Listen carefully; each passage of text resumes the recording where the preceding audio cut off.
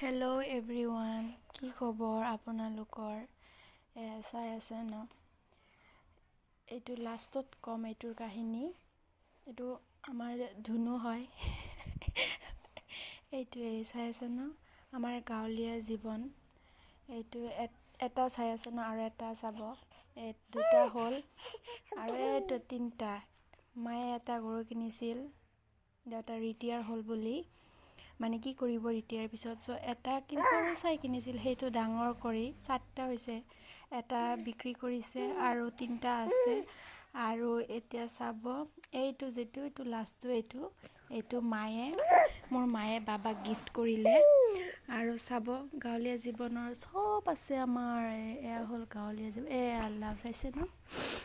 বহুত ভাল লাগে। চব মাৰ অৱদান আৰু দেউতাৰো অৱদান আছে বাৰু। ভিডিঅ' লাইক কমেণ্ট কৰিব আৰু থেংক ইউ।